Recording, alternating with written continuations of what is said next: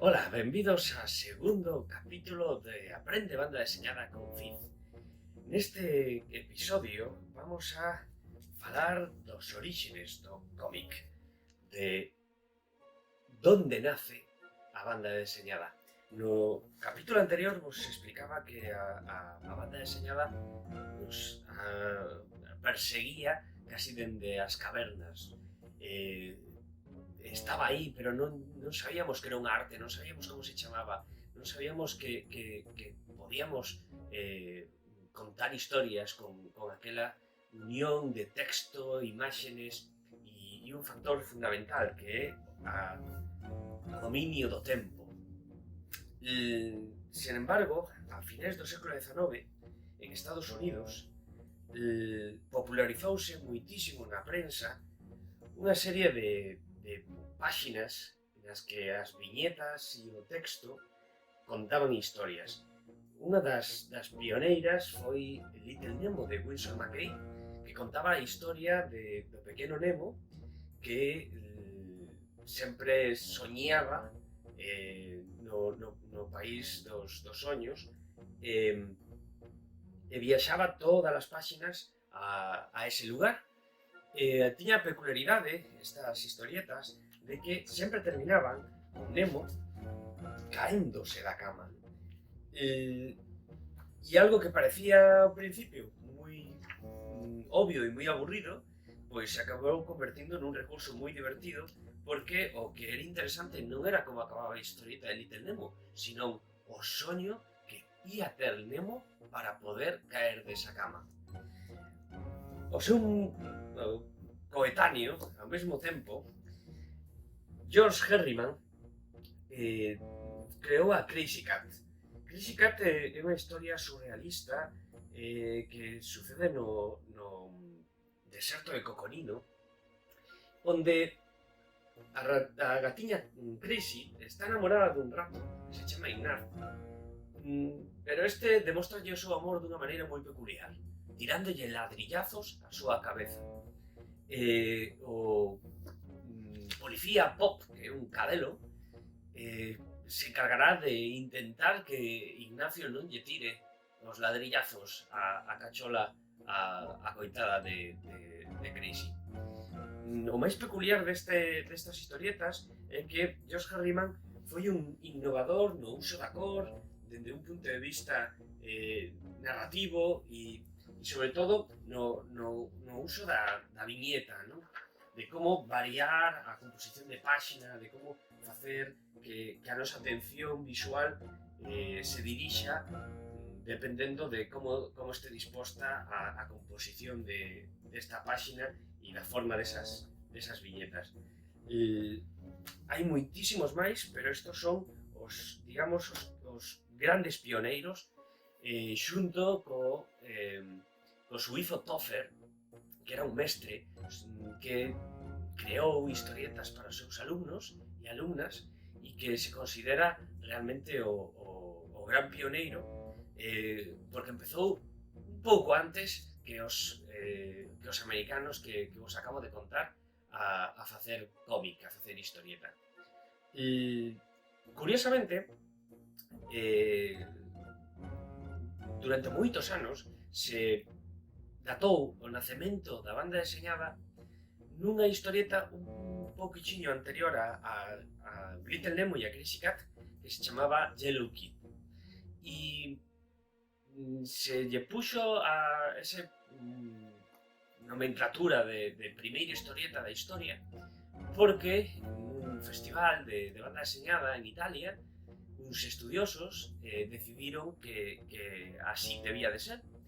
E foi porque consideraban que esa era a primeira vez que se utilizaba un balón, un bocadillo nunha historieta.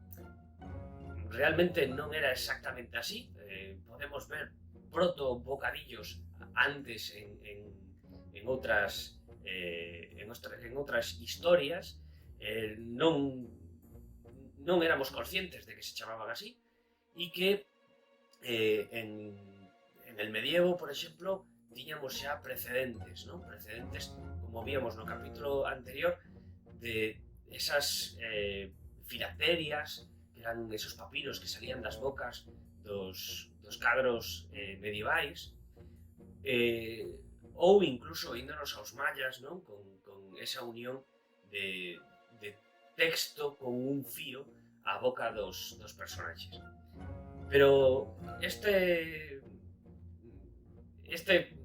momento a camiño que me interesa é contaros os bocadillos, a importancia dos bocadillos nas historietas, porque é, digamos, unha das grandes cuestións que nos permiten colocar texto e imaxe ao mesmo tempo. Así que ahora vamos a ver as distintas formas dos bocadillos.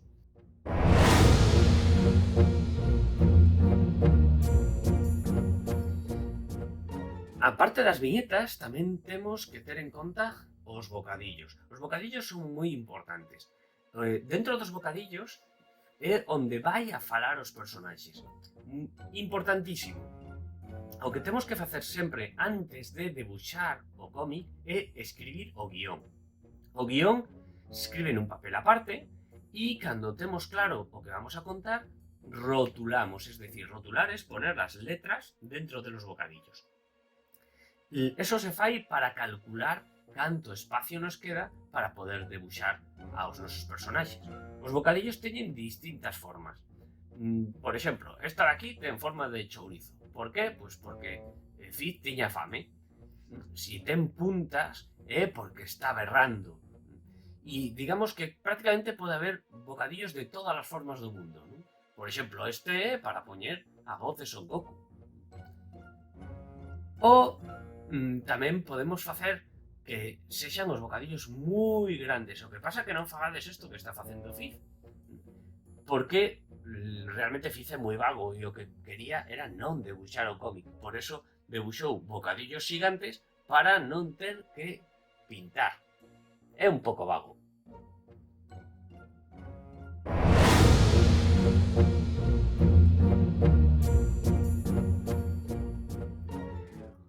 Bueno, as viñetas. As viñetas son unha serie de fiestras que nos axudan a manexar o tempo. Si vedes, realmente o tempo de lectura depende da cantidade de texto ou de debuxo que teñamos dentro, non? Cantos máis elementos debuxemos, máis lenta vai ser a lectura. E canto máis texto poñamos, tamén vai ser máis lento, con o cual, se queremos que unha acción pase rápida, pois é mellor que non haxa texto. Isto é unha viñeta aberta, esta é unha viñeta pechada, tradicional.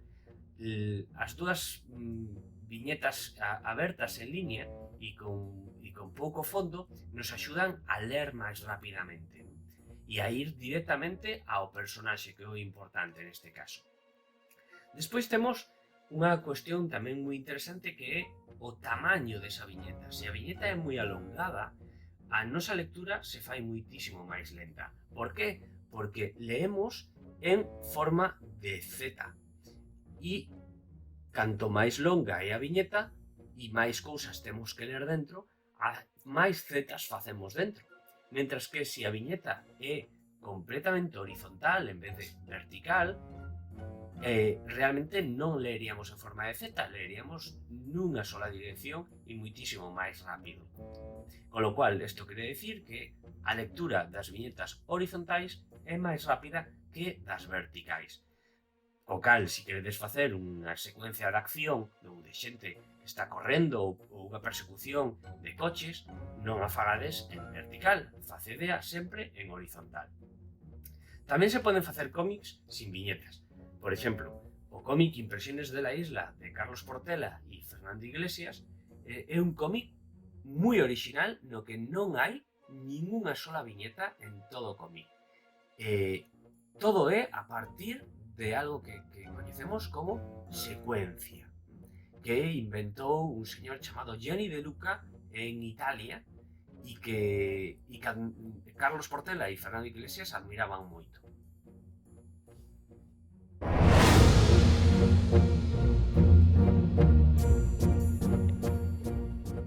A outra cosa importantísima, eu creo que se cadra é o máis importante do mundo do cómic e o que nos diferencia do resto das artes é a elipse narrativa. Dadevos de conta de que para contar unha historia en cómic hai que ser como Albert Einstein e controlar moi ben o espacio e o tempo. A viñeta representa un instante da realidade, pero na sucesión de viñetas onde sucede a auténtica maxia da narración, non? É ese lugar, este hueco, este marxe en blanco.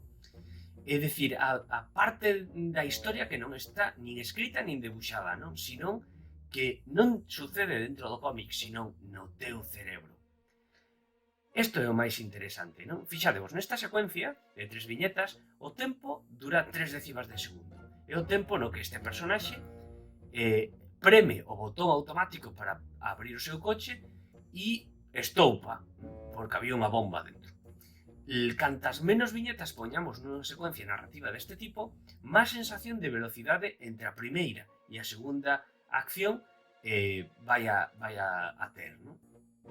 Por exemplo, se eliminamos el boom, que moitas veces o temos, pero non é necesario, aquí realmente o estoupido sucede, sí, porque lóxicamente o noso cerebro entende que daqui a aquí sucedeu un estoupido.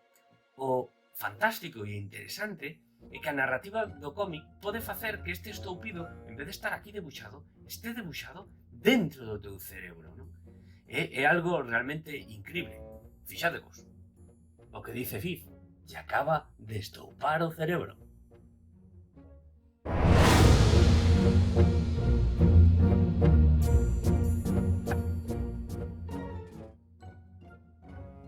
A maiores, temos que dominar os planos.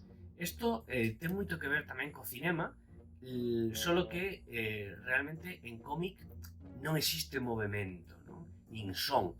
O son o faremos cas onomatopeyas e o movimento funcionará única e exclusivamente no noso cerebro.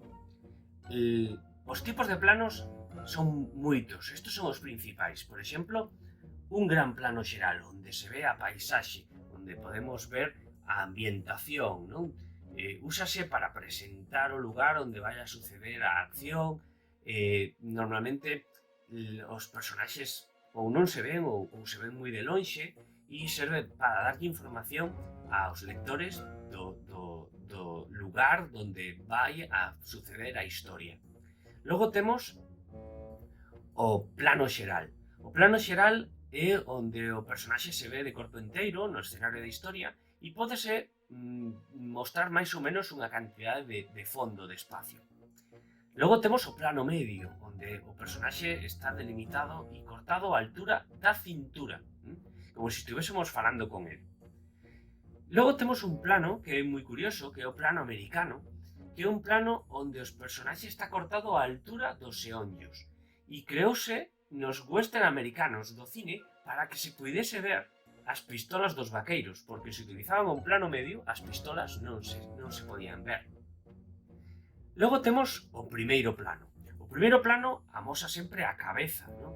A cabeza e os ombreiros do personaxe, apropiándose da viñeta.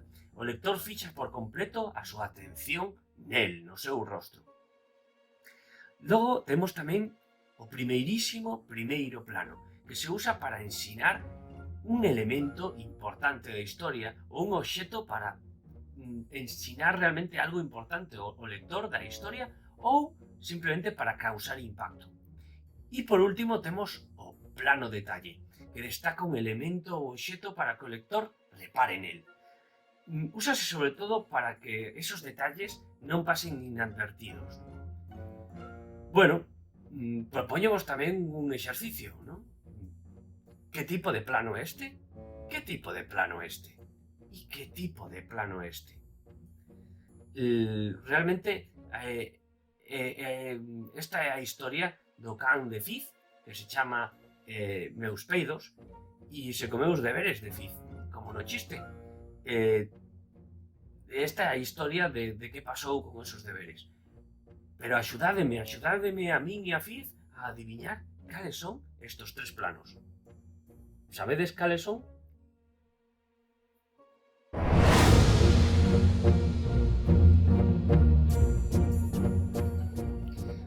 vamos a ensinar como debuxar a Fiz.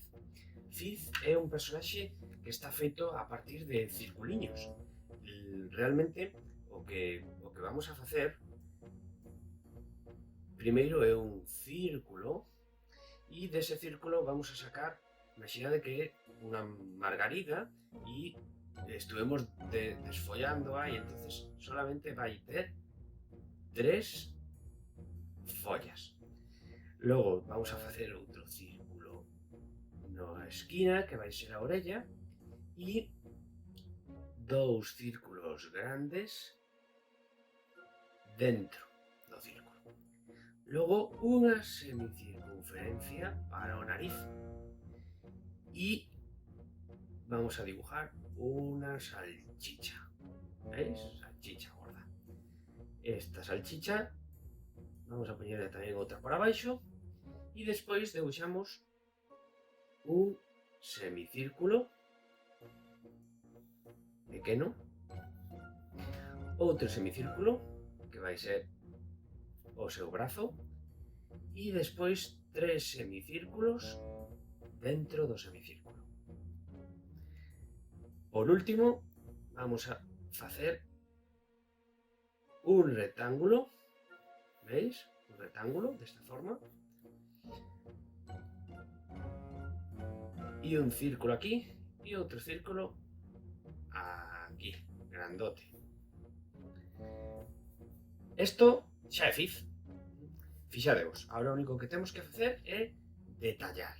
Cando debuxamos un personaxe, debuxamos máis líneas das que realmente necesitamos para facelo.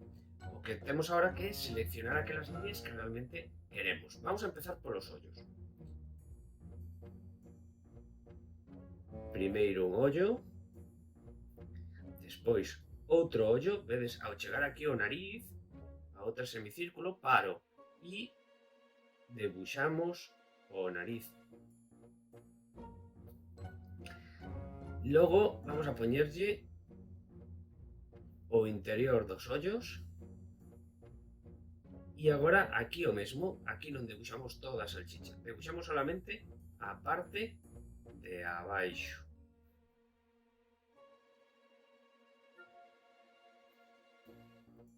Así. Logo a semicircunferencia, que vai ser a orella de Fiz.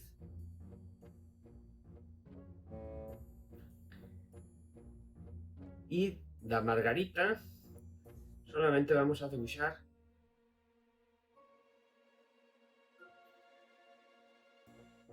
as follas.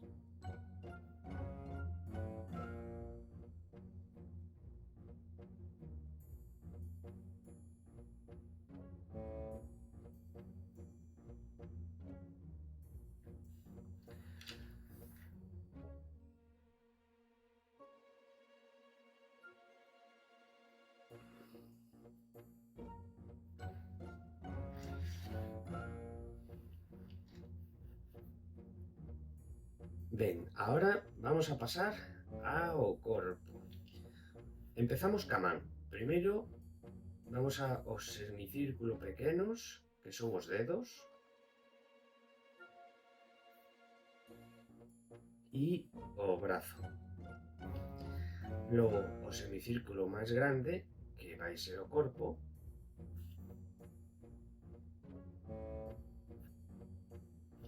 E por último o rectángulo, pero non o vamos a facer con cadrados, vamos a redondear as puntas.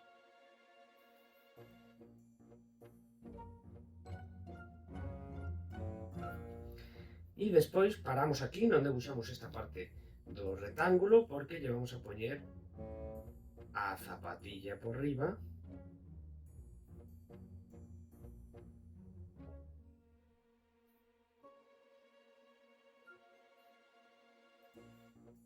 E vamos a poñerlle tamén a suela da zapatilla e a outra zapatilla. Os adornos os vamos a facer despois con cor. Por último, a petrina, porque Fiz ten unha petrina moi grande para poder ir ao váter con urxencia. Bueno, pues temos a Fiz debuxado, vamos a poñerlle unha sombra. E vamos a debuxar tamén unha caca, porque as cacas molan.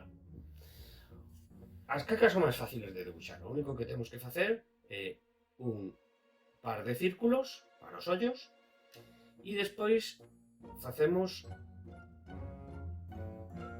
isto, así, vale? Como se fora un gusanito, imaginar que temos un gusano encima deses dos circulitos. E logo facemos unha salchicha e outra salchicha máis gorda ao redor. Bueno, pois xa temos a caca feita. O único que nos queda é entintala co rotulador, pintarlle os ollos, vamos a poñerlle unha boca de sorpresa,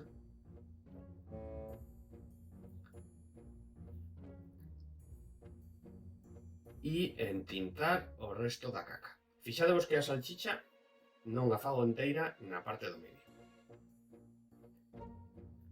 E así temos unha caca. Podemos decorala con unos tropezones, que son unos puntitos negros alrededor, e unha pequeña sombra. E tamén as cacas huelen mal, así que vamos a poñer un puntito e dos hojitas, outro puntito e dúas folliñas para facer unhas moscas ao redor. Ahora o único que nos queda é colorear a Fiz, así que vai sendo hora de coller as acuarelas.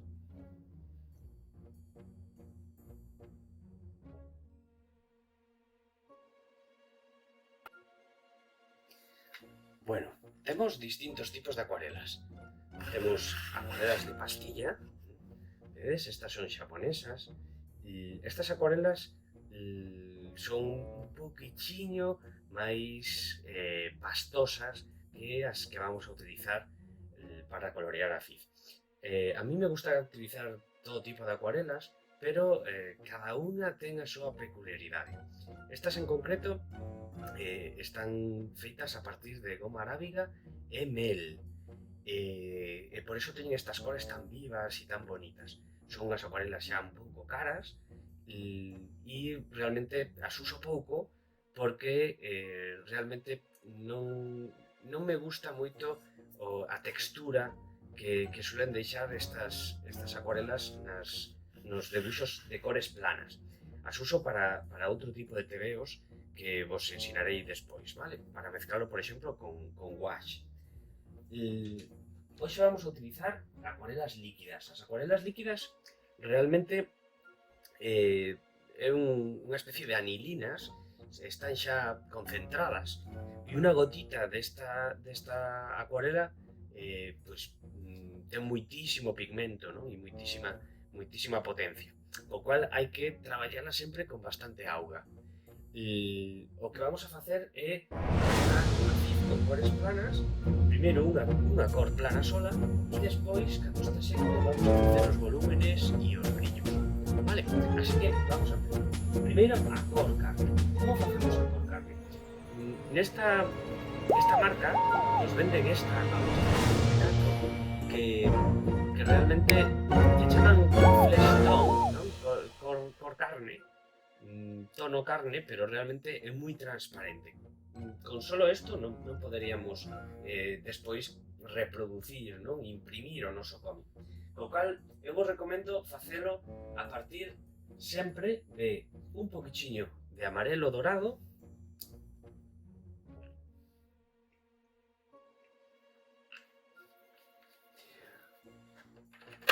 vermello,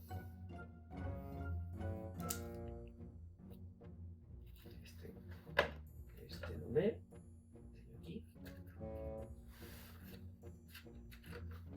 este é, rojo intenso. Lembrade que estas cores son moi intensas, con lo cual hai que botar unha gotita de nada. E por último, el truco mágico, un poquito de violeta. Muy poquitín también. Todo esto lo vamos a mezclar con un pincel. Neste caso vou coller un pincel de tamaño medio, un pincel xaponés, lo vamos a mojar en auga e aquí o truco, fixadevos, é mezclar ben esas tres cores con auga. Ao principio parece que estamos facendo solo unha cor moi rojiza, pero se lle botamos auga se vai facendo cor carne, vedes? Este é o truco. Entonces, unha vez que temos a cor carne feita, pintamos a cara de xeo. Empezamos a colorear a maciz.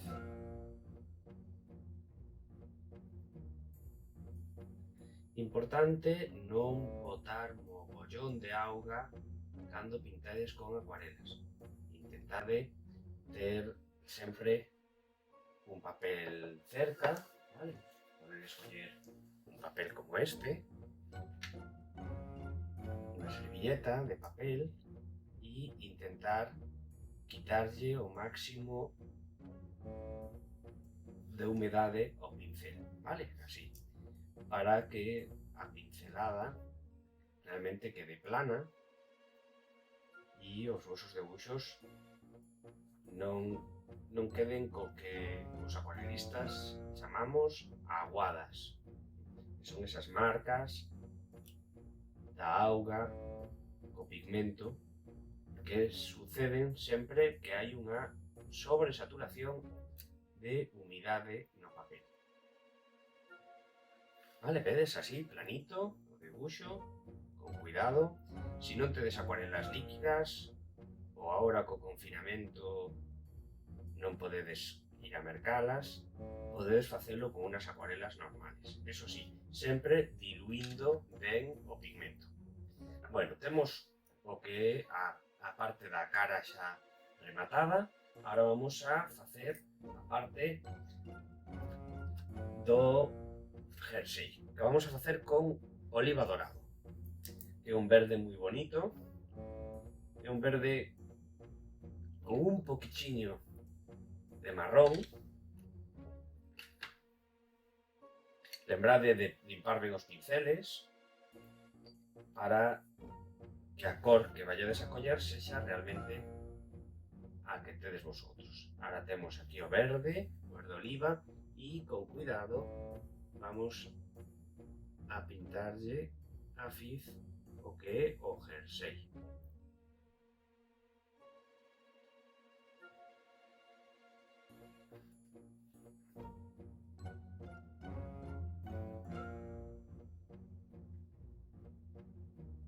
Así. Vedes que non estou ensuciando estes cores porque despois vamos a oscurecelos para facer as sombras. Aquí teño marrón, e este marrón é o marrón co que vou facer o pelo de fiz.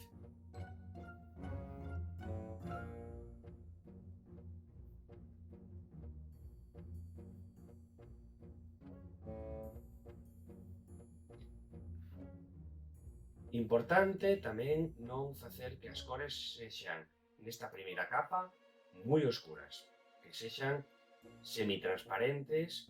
A acuarela é unha técnica que traballa ca transparencia, deixa entrever o papel, por exemplo a témpera ou o gouache, que a mí tamén me gusta moito. É unha técnica distinta á acuarela, están feitas cos mesmos elementos, pero realmente o acabado é diferente, porque aquí se deixa entrever un pouquiño o blanco do papel, mentres que se o pintáramos con gouache, directamente o pigmento cubriría completamente o papel. Ahora vamos a coller azul pizarra. O azul pizarra, número 410 de Vallejo, vai ser o cor que vamos a utilizar de base para o pantalón de fiz.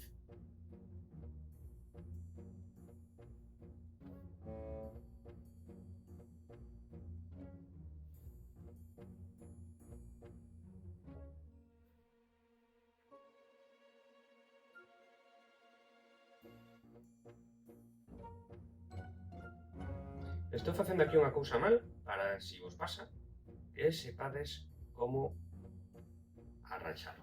Vale, imaginade que tedes mogollón de auga. A miña mesa parte, como está inclinada, que é unha mesa de debuxo, bota a auga para baixo. Se eu deixara eso así, me quedaría o debuxo fatal. O que facedes é un piquito con papel e o achegades para que absorba o saborante da auga. E logo pasades outra vez, antes de que seque, o pincel, vale? E vos queda perfecto. Aproveitamos tamén este primeiro azul clarito para facer a sombra da zapatilla.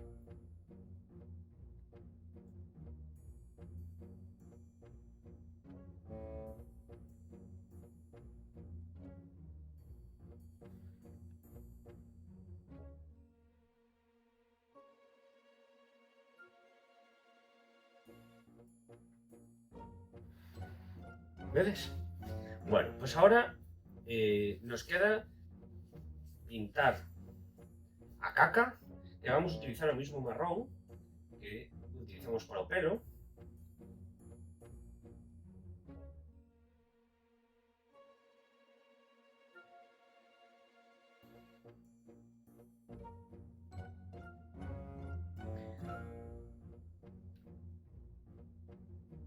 É importante non utilizar muchísimas cores, ¿no?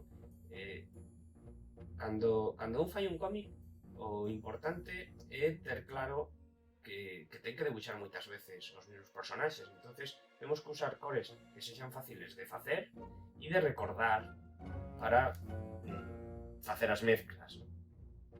E unha vez que temos xa a primeira base, e aparte que esta é unha técnica moi rápida, porque mentre íbamos coloreando esta parte de aquí, se iba secando esta outra de aquí, con lo cual xa podemos empezar a dar as sombras, ¿no?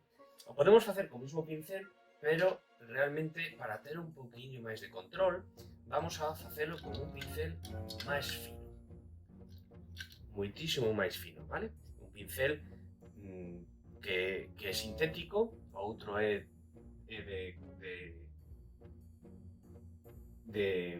pelo de cabra, estes non, estes son de plástico. E agora, co mismo cor, vamos a sombrear. Eu cando sombreo,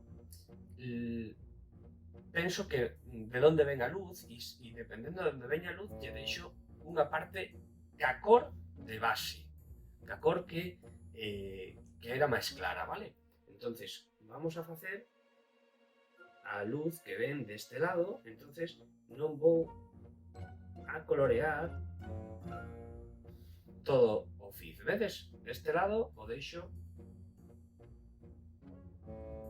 ca cor do fondo.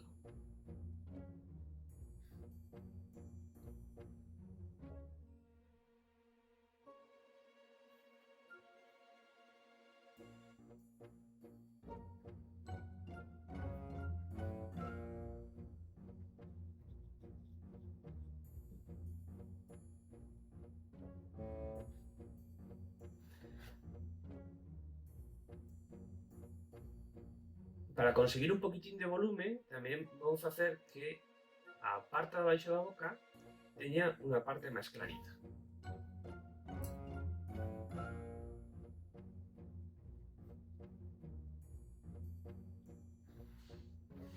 E os dedos, lo mismo. Así. Vedes? Bueno, pois xa temos o que é o volume de fiz listo. Vamos a coller agora marrón, vou coller un poquinho máis.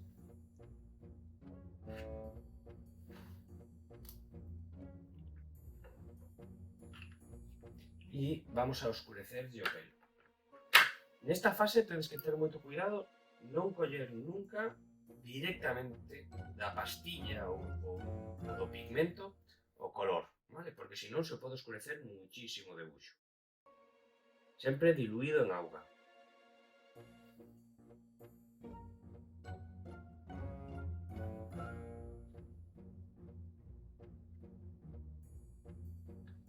E vamos a deixar tamén unha parte sin pintar para darlle volumen ao pelo de Fiz.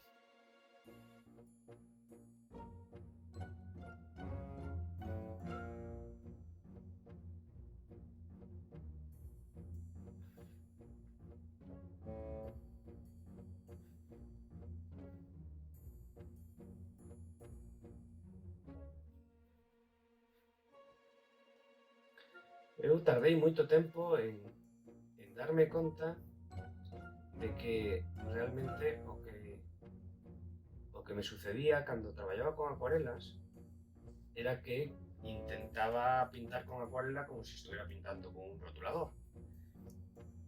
E realmente o que tedes é que intentar que o pigmento se desplace por encima do papel. Non tedes por que pintar todo o rato con la mesma cantidade de pigmento, vale? O bonito da acuarela é que haxa momentos nos que o propio papel faga unhas pequenas augas moi pequeniñas e que dé volumen a propia transparencia do pigmento.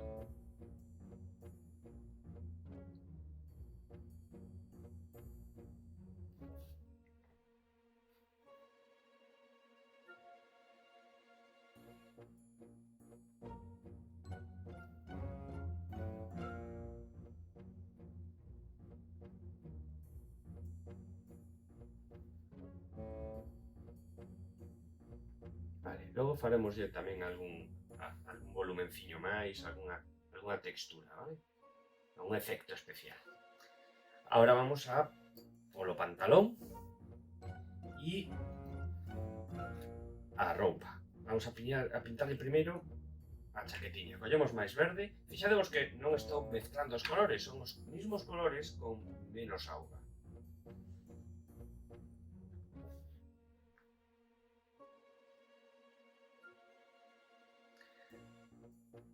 É tamén interesante, se facedes mezclas de cores, que esas cores poidades telas feitas, vale? Se utilizades acuarela líquida, é moi interesante ir a unha farmacia ou unha droguería e mercar esto, vale? Esto son pipetas destas para botar gotitas. Tamén as hai, podes coller de algún medicamento, eso sí, se escolles dos medicamentos, limpadeas ben, que os vosos pais vos limpen, e se non, mercades estas que son moi baratas, son de plástico aparte, non son de cristal, e desta maneira podemos coller gotitas de auga, boterlas dentro, e gotitas de pigmento e facer, por exemplo, a cor carne que vos expliquei, non? Para ter xa cor carne feita, lle poñemos despois unha pegatina co color e co nome do color que fixemos, e incluso podemos anotar a cantidade de gotiñas de auga e a gotiñas de pigmento que utilizamos para facelo. E así, se nos acaba, pois a próxima vez podemos volver a construir esa cor.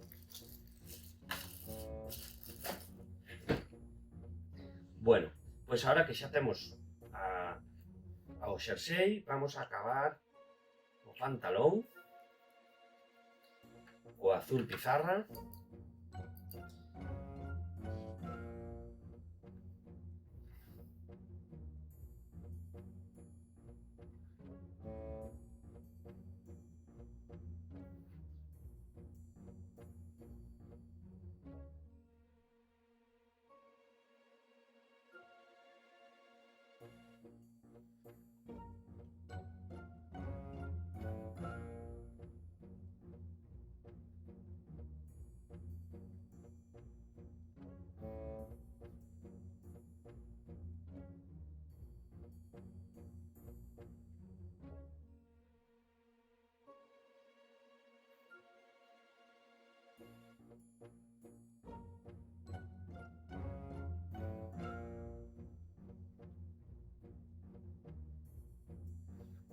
E agora, para terminar, vamos a facer unhas sombritas tamén en las suelas do zapato.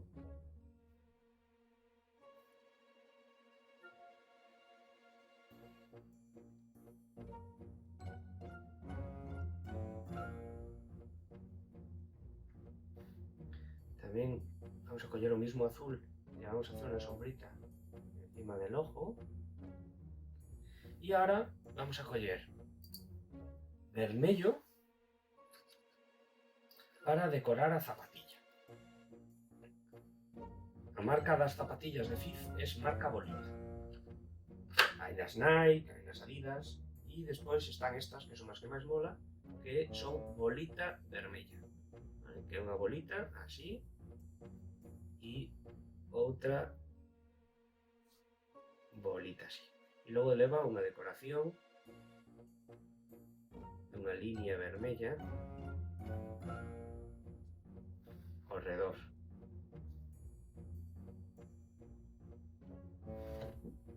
Ahora, aproveitando este vermello, vamos a pintarlle a boca a Coca-Cola e vamos a darlle un poquitín de volumen ao nariz. Aquí o único que temos que pintar é un poquinho de auga. Ahora limpamos ben o pincel e solo con auga difuminamos o nariz de Fiz. E vamos a coller tamén outro poquinho de vermello e lle vamos a pintar un colorete.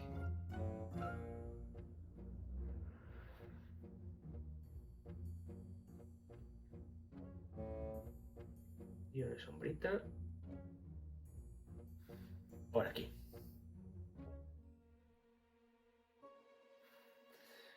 Bueno, e xa temos a Fiz coloreado. O único que queda é firmar o noso debuxo.